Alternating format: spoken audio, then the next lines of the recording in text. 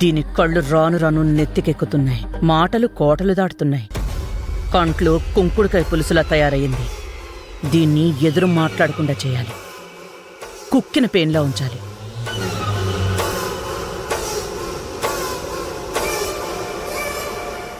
ఏయ్ కాకి పిల్ల, ఇలారా. ఏంటత్తయ్య గారు, మీరేం గిన్నెలు తోమొద్దు, నేను తోముకుంటాను. ఏయ్, నేను గిన్నెలు తోమడం ఏంటి? ఓ బొలిపే తగ్గించుకో. ఏముండవు ఈ పూట? ఇదేంటిది? శుభ్రం చేయడం అంటే ఇదేనా? ఇలా సగం సగం పనులు చేస్తే నాకు నచ్చదు. ప్లేట్ శుభ్రంగా లేదు, మళ్ళీ శుభ్రం చేయి. అత్తయ్య, నేను బాగానే శుభ్రం చేస్తున్నాను. శుభ్రం చేసిన గిన్నెల్ని మళ్ళీ చేయమంటారేంటి? నువ్వు శుభ్రంగా చేస్తే నేనెందుకు ఆ పని చేస్తాను? నువ్వు బాగా చేయలేదు కాబట్టే మళ్ళీ శుభ్రం చేయమని అందులో వేశాను. మీకు చూపు కనపడడం లేదని అర్థమవుతోంది. ఏయ్, పిచ్చి పిచ్చిగా మాట్లాడుకో. ఎవరికే చూపు కనిపించింది? మీకే. కనిపిస్తే శుభ్రం చేసిన వాటిని మళ్ళీ శుభ్రం చేయమని ఎందుకంటారు? శుభ్రత గురించి నాకు బాగా తెలుసు. శుభ్రంగానే ఉన్నాయిగా. నేను నువ్వేసుకునే యూనిఫామ్ గురించి చెప్పడం లేదు. వంటింట్లో గాని హాల్లో గాని దుమ్ము కనిపించకూడదు అంటున్నాను. తేరగా తినడానికి ఇదేం ధర్మసత్రం కాదు. మీ అమ్మ కూడా ఇంట్లో ఖాళీగా ఎందుకు ఉండాలి? ఏదో పని చేస్తూ ఉండమను. ఇద్దరు కలిసి పనిచేస్తే ఇల్లు అందంగా ఉంటుంది. మీరు కలిసి చేయొచ్చు కదా, ముగ్గురం కలిసి చేస్తే ఇంకా శుభ్రంగా ఉంటుంది. ఏయ్ కాకి పిల్ల, నువ్వు నన్నేమనుకుంటున్నావు? పని చేయాల్సిన కర్మ నాకేంటి? నువ్వా ఈ ఇంటి కోడలివి, నేనా? కోడలే ఇంటి పనులు మొత్తం చెయ్యాలి అని ఏమైనా రూల్ ఉందా?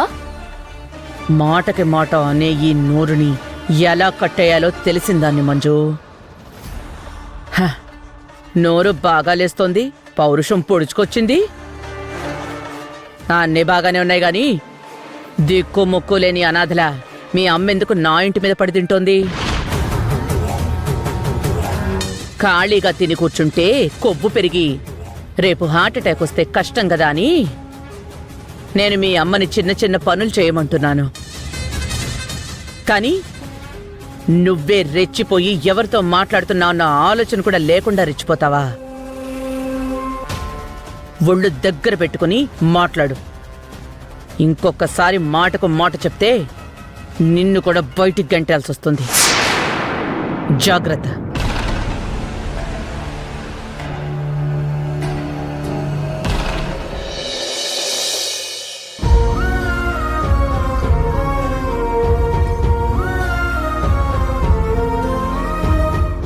మంజు, అత్తయ్య తినిందా?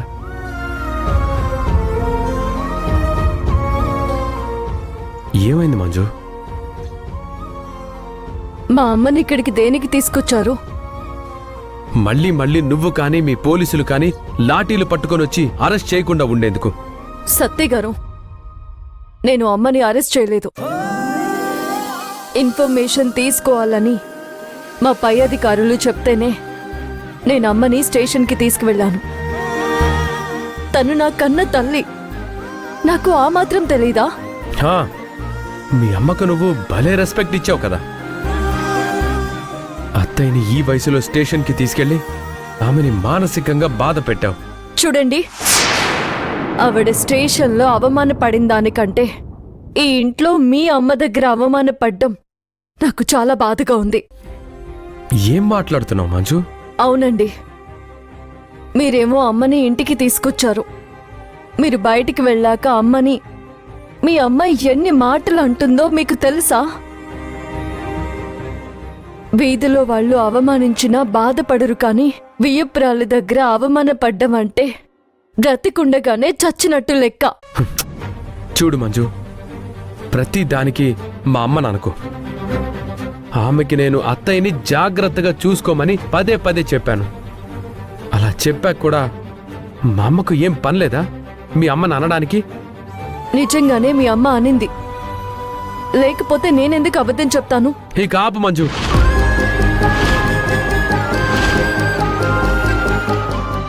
మా అమ్మ గురించి ఇంకోసారి మాట్లాడుకో. ఒకవేళ మా అమ్మ పొరపాటున ఒక మాట అన్నా నువ్వు సర్దుకుపోవాలి. సర్దుకుపోవాలా? ఎందుకు సర్దుకుపోవాలండి? మా అమ్మని ఏమైనా అన్నా సర్దుకుపోవాలని ఎంత బాగా చెప్తున్నారు. నువ్వు మా అమ్మని అన్నప్పుడు నేను సర్దుకుపోలేదా? అది సర్దుకుపోవడం కాదు. అత్తయ్య గారు ఎన్నోసార్లు నన్ను మాటలతో చిత్రవద చేశారు. ఆ విషయం మీకు తెలుసు. ఆ తర్వాత అత్తయ్య గారికి అర్థమయ్యేలా నేను మాట్లాడాను, అంతేగాని తప్పుగా ఏమీ అనలేదు. ఇప్పుడు నేను మీ అమ్మని గౌరవించి ఇంటికి తీసుకొస్తే అర్థం చేసుకుంటావు అనుకున్నానే కానీ ఇలా నాది మా అమ్మదే తప్పంటావని నేను అనుకోలేదు. రోజు రోజుకి నువ్వు మూర్ఖురాల్లా తయారవుతున్నావు. సత్తయ్య గారు, మీరు టూ మచ్గా మాట్లాడుతున్నారు. నేను పొద్దున లేవగానే డ్యూటీకి వెళ్ళాలి. ఎంత టైం అయినా మళ్ళీ ఇంటికొచ్చి ఇంట్లో పనంతా చేస్తున్నాను. మీరిదేనా నాకు ఇచ్చే విలువ?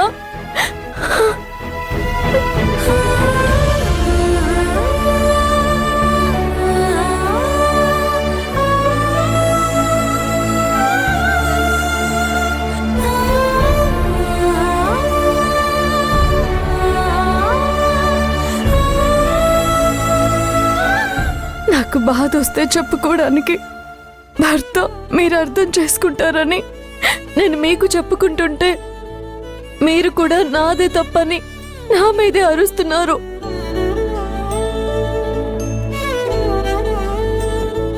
అనడం పైపెచ్చు ఏడవడం మీ ఆడవాళ్లకు వచ్చినంత ఈజీగా మాకు ఏడుపు రాదు. అంటే ఇది కూడా నటనే అంటారా సత్య గారు?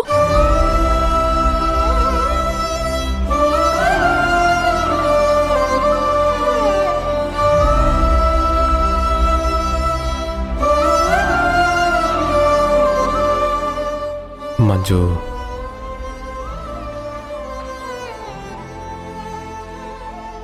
చూడు, ఏడవకు.